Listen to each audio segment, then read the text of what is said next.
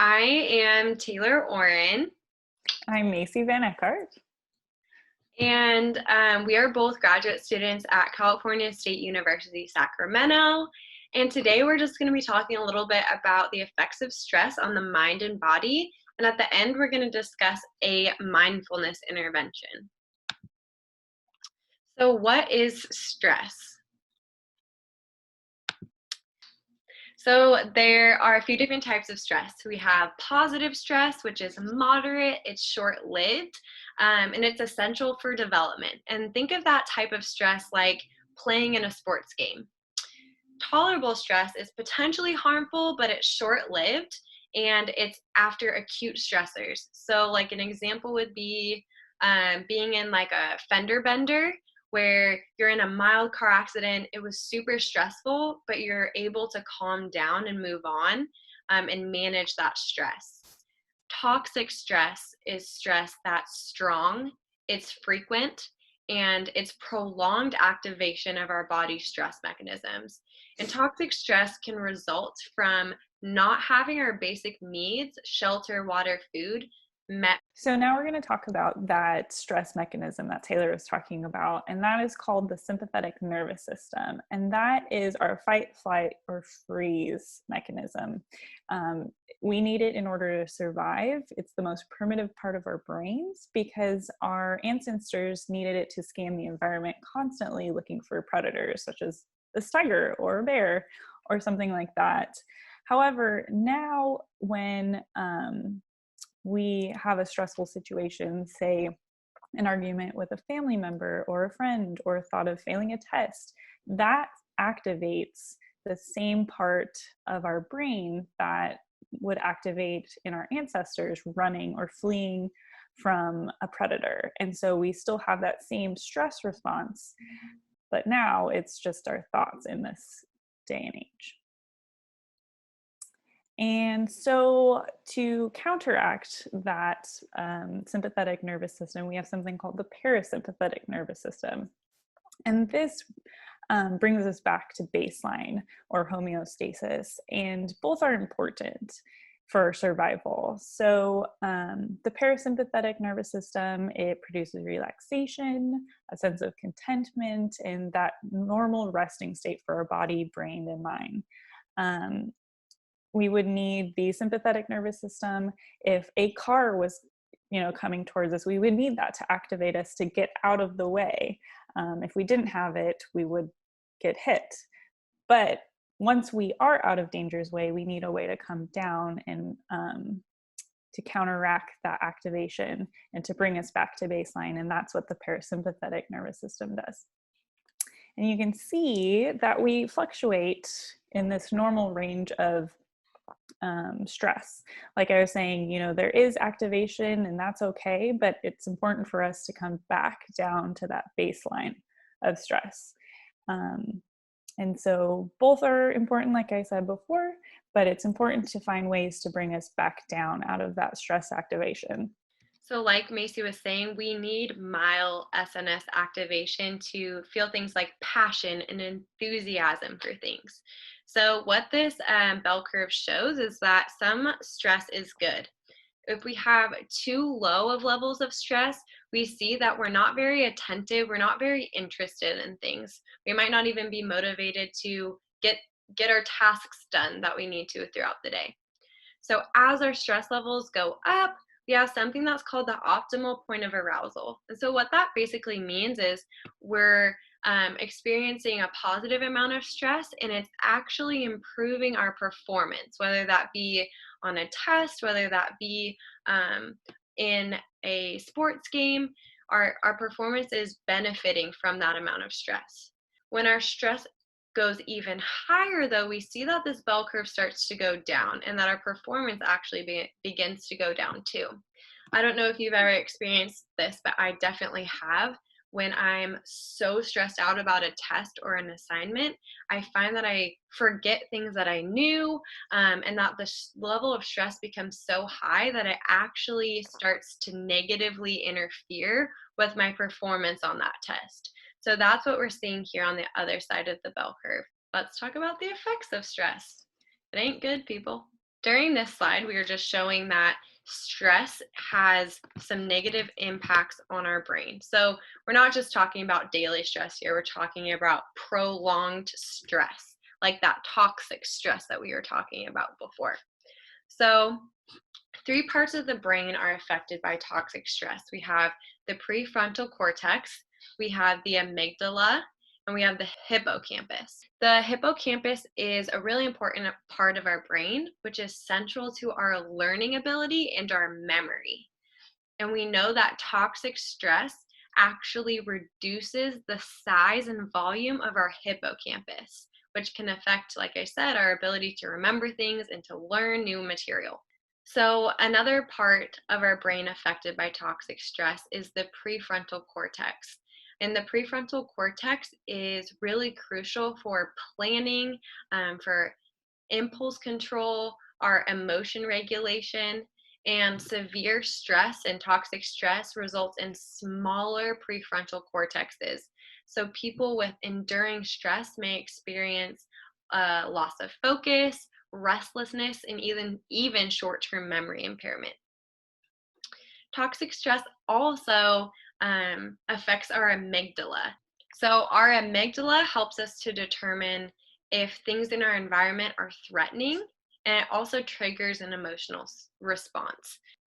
Yeah, so just to kind of bounce off of what Taylor was saying, there's multiple consequences of having that prolonged toxic stress.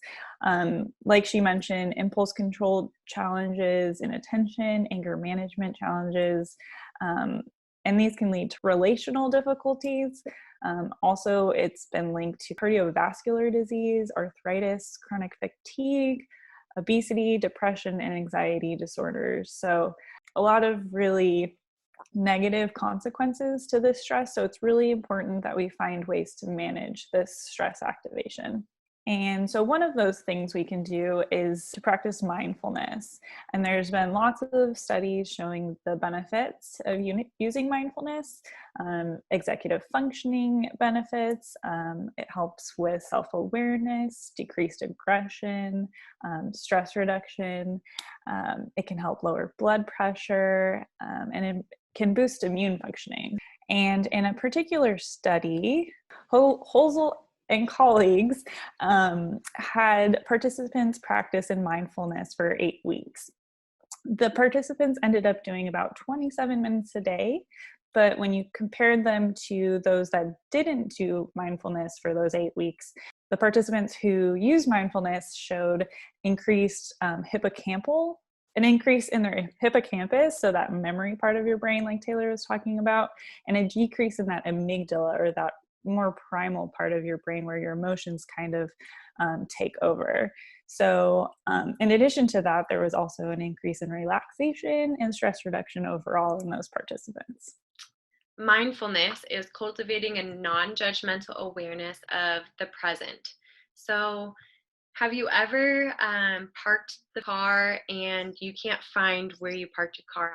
That's because the thinking part of our brain sometimes goes into overdrive and we lose touch with the present. The same thing can happen when we're washing our hair in the shower and we can't remember if we used conditioner. That's because the thinking part of our brain, again, is distracting us from the present moment. Our minds like to label things. We like to label our past, and we also like to label our future experiences. So those thinking parts of our brain take us out of the present moment. This is kind of like we tend to ruminate and really think about things that have happened negative in our past, which sometimes isn't good. One researcher suggests that up to 80 to 90% of our thinking is repetitive, useless, negative, and even harmful. So it can be harmful when we're replaying past events and thinking about what could have been different, instead of really living in the present moment. Our thinking minds are important, though, don't get us wrong. So we really want to keep using our thinking minds to plan things, and we can think about the future and think about our past, but we don't need to ruminate on it. We can use our thinking minds and then move on and live in the present moment. So, just adding on to some mindful benefits that Macy already touched on, mindful people are happier, more empathetic, They have higher self-esteem and they're accepting of their own weaknesses.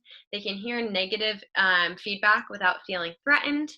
They're able to have more satisfying relationships. They're anchored to the present, which reduces impulsivity, which is just acting without thinking, and reactivities that underlie depression, binge eating, and attention problems. Mindful people are also healthier physically. How do we do this? How do we become more present in the moment? And one way to do that is to really use our five senses. And so we want to really utilize our hearing, vision, taste, touch, and smell to be present in what's happening right now in the moment, rather than being caught up in that thinking brain like Taylor was talking about. And so one way that we can also use mindfulness is with our breath. Our breath is always with us. It's a portable tool. We use it every day, all day. So it's something that's really helpful to become more mindful of the moment. And so breathing is a way that we balance our oxygen and our carbon dioxide in our blood. And it takes about 4 minutes to re-regulate your system after you become activated by stress. And breathing has been shown to be a really effective strategy for anxiety patients. So I think it's a very useful tool to help you come back from that activation and become more mindful. Just adding on, mindfulness is becoming more and more popular in schools to help manage academic stress among students and staff, which is pretty cool. So, like Macy was saying, we're going to go ahead and practice a breathing and meditation exercise. So, what we're going to do is we're just going to take a few minutes and come into our breath and notice our breathing. We're going to become aware of our bodies through our senses. We're going to open up to our senses, and when we notice thoughts coming into our mind, we're just going to label them as thinking, thinking, thinking. And we're just going to let the thoughts go and then come back to our breath. So let's practice. It may be best to try this out if you're in a generally relaxing setting and not somewhere that's pretty stressful for you. And then if you feel comfortable doing this, that's great. And if you don't, that's totally okay too. Let's go ahead and start by getting in a comfortable seated position. You can close your eyes if you feel comfortable. If you don't feel comfortable, you can soften your gaze or just look down. We're now going to bring our attention to our breath. So just breathe regularly and notice where your breath feels strongest. For some people, they feel their breath out their nose or their mouth. For others, it's in their chest or abdomen. Just notice your breath.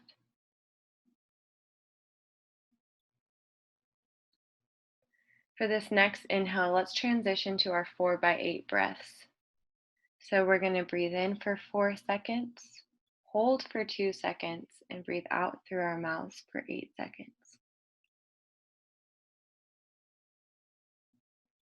Breathe in for 1, 2, 3, 4. Hold for 1, 2, and out for 8. 1, 2, 3, 4, 5, 6, 7, 8. And as we breathe, let's notice some things in our current environments.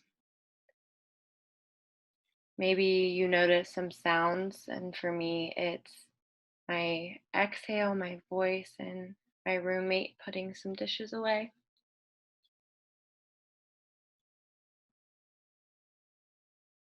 So just use your senses to notice and bring attention to where you're at right now in this moment.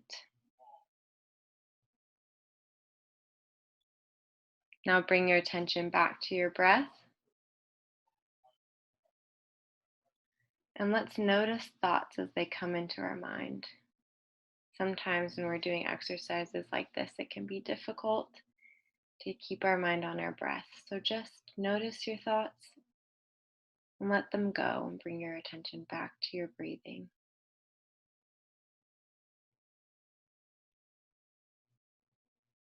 Now I want us to bring our attention to the way our body feels in this moment. Let's release any tension in our neck and shoulders. Where are your hands placed? Bring attention to your hands. How are your feet positioned?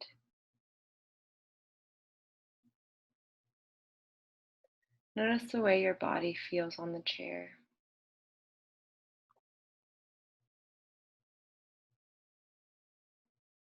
Let's go ahead and take one more 4 by 8 breath.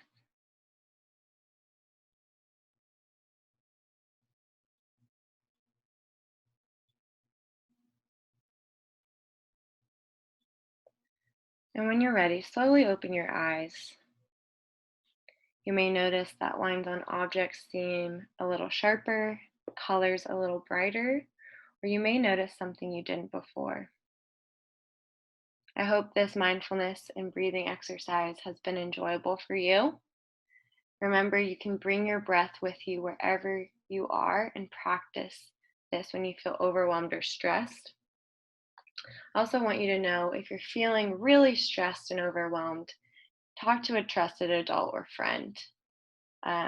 Trusted adults might be teachers, parents, coaches, family members. I know it might be hard right now, but let's try to stay connected and let people know if we need help. So we just want to thank you for participating with us and listening to us today. Um, these are some references that we use to make this presentation, and thank you so much. Thanks.